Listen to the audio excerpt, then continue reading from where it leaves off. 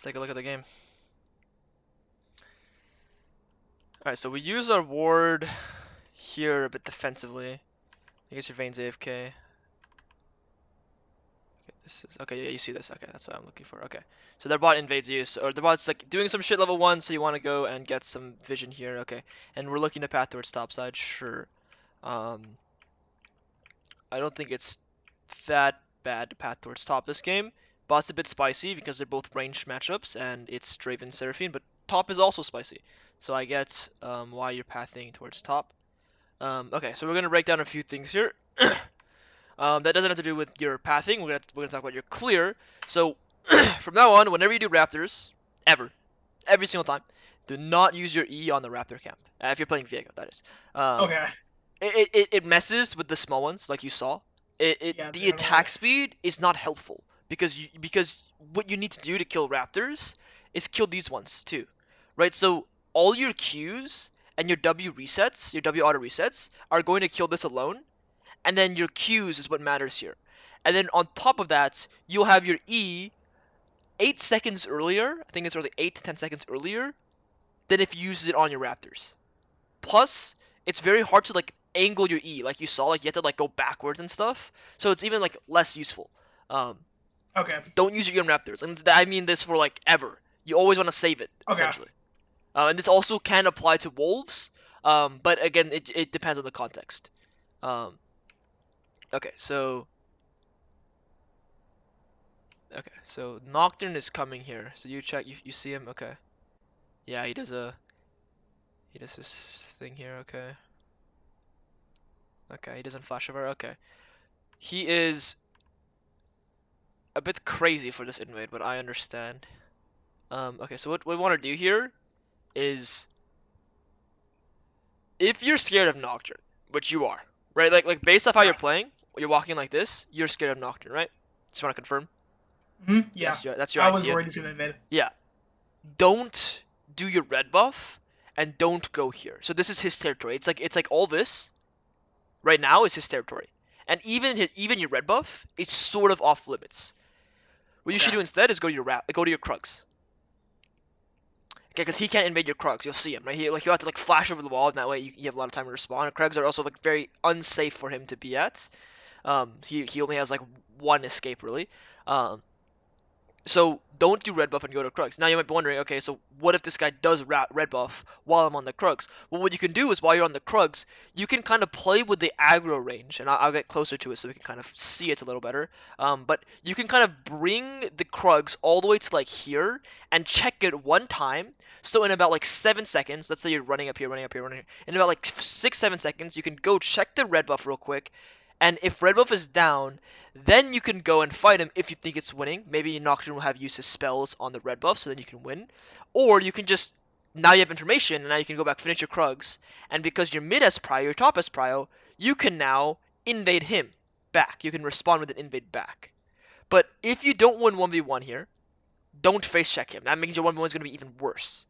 And Right. Okay. let's say you do your Krugs, and after your Krugs, you see that, hey, red buff is getting stolen. If you still don't win 1v1, don't 1v1 him. Like, pretty much, he's making a good play, in a sense. Where if we were to give him odds, the odds of him succeeding this play are, like 65% chance of him succeeding. So that means this is you. If you face check him or fight him when he's making a 65% chance play, there is a chance that this turns into a 90-10 play onward. What that means is, what you did puts you in a position where you're down flash now, you lose red buff anyway, your conditions are really weak, so you can't invade him, use top prio or mid prio. But but in a different case, if you didn't put yourself in this position, you can let him make his good play. Good for you, man. You took my red buff. Wonderful. But now lane conditions come involved, and I can actually invade him back. And then, of course, if you had not used your E on Raptors, you'd have it up. It doesn't change too much here, but you might be able to like E and not use Flash and escape. It's something to think about. Um, and then he's a little too close to you, But if you are a little further from Nocturne with the spell shield, if you WQ at the same time, your W will connect. Your Q is Okay. faster. But you're too Right. Yeah. close to him in this case. Your W is Yeah. gonna be too fast. 'Cause there's a little wind up on your Q. But yeah, just keep that in mind for the future. So this guy is just like he's just coming for you. He's flashing on you. Yeah. He's coming. And Yone, I respect this guy a lot. So he has no teleport. His lane is shit if he stays here. He's gonna be low. Bjorn was gonna crash a wave. Rumble has teleport. He needs to recall.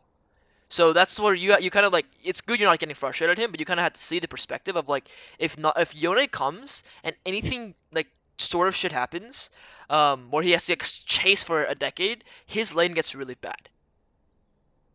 So just so you understand, like you're I'm happy you didn't tilt at him, and I just want you to know like what he did is good for his game. But again, to backtrack, how do we avoid these situations from now on? You always need to ingrain it. If you're afraid of your red buff getting taken, let your red buff get taken and go do your Krugs. And let's say there's no invade in response. You actually are up tempo because Nocturne has to clear 3 extra camps. Okay. When he's clearing this camp, you're clearing this camp. Make sense? Yeah.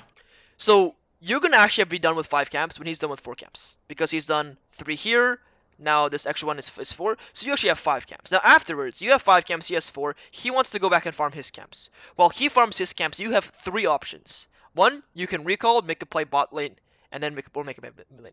2, you can go gank mid or go gank top. And 3, if conditions are good, you can actually invade in response to him. Let's say there's no invade on his jungle, there's no top or mid gank, just recall here, and now you get to make a play into the bot side, where guess where Nocturne is, right? He's top lane. So you have a 3v2 top side guaranteed, bot side guaranteed. That's how you kind of play with tempo and play with, hey, you made a good play, I'm gonna let you make a good play, I'm gonna go make my own good play. Instead of, oh, you're making a good play, let me go try and make your play bad. That's pretty much what this is. And it almost always happens with camps and crabs and objectives sometimes. People like go psychotic for stealing objectives. So try to avoid those 3 things. Like if there's an objective you're trying to steal, you have the wrong mindset. There's probably another play on the other side of the map. If there's a camp you're trying to play for but it's not winning, don't kill yourself for it. And what I mean by kill yourself is you didn't give him the gold, but you lost your flash again, you lost your HP, so you're essentially dead here. And obviously you can't Right. really do these Krugs because he can still fight you.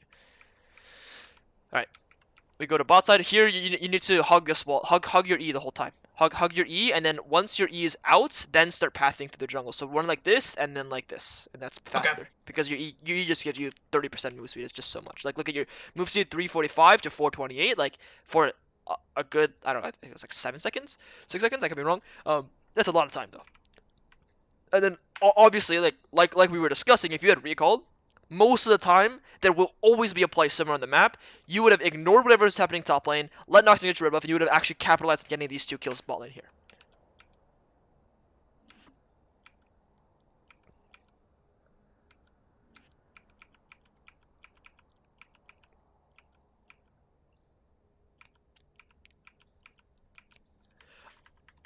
Do we see Nocturne somewhere here? Is that why we're doing this? Yeah. He's towards Oh, you saw him there. You saw him for a Yeah. millisecond. Millifragment. Good. Okay. Okay. I like this. I like your response play here. What I don't like though is on our way to it, we need information. Where do you think I want you to look, if not the grubs? Like the missing liners. Yeah. Is Rumble full HP here? Could Rumble skip that wave? He sure as hell can. He doesn't need to go to that wave. You also have a ward. Could you ward here to be a little safer? Are you walking over pink ward right now? You're in danger, essentially. You could be, at least. So what I want you to do is I want you to gather a little more information before you commit to this. Or at least have the idea in your head that, hey, you might only be able to get 1 or 2 of these grubs, not all 3. If Rumble is not an idiot and just comes to you, right? Like maybe he does anyway. But yeah, he's AFK right now. Like, what's he doing? Like, I don't know. Did he recall? Is he overstaying? Like, I don't know. You know, I haven't seen top lane at all. You haven't looked. So right now I'm Okay. guessing. Okay, there you go. You look one time here. He's on Sure. So he's HP. like less than half HP. But right here he's been missing. He's been missing. Did he teleport back? Did he walk back? Did he recall? Did he spend his, like, I'm pretty sure he teleported back, right? There's no way he missed you for that long, right? So now he showed he could be full HP. And then after he crashes that wave, he starts running at you he's level 6 and you're dead. Give him the flash. Yeah. So, two things to take away from this review. Big thing is, if there's a camp that you can't fight, don't fight it. It makes your game worse. Okay? Play for tempo, play for things on the other side of the map, let him make a good play. Okay? The other minor idea is tempo. Okay? Tempo matters a lot. And sometimes just recalling and cutting your losses is better than, trying to make things worse or trying to make things better by playing into their play.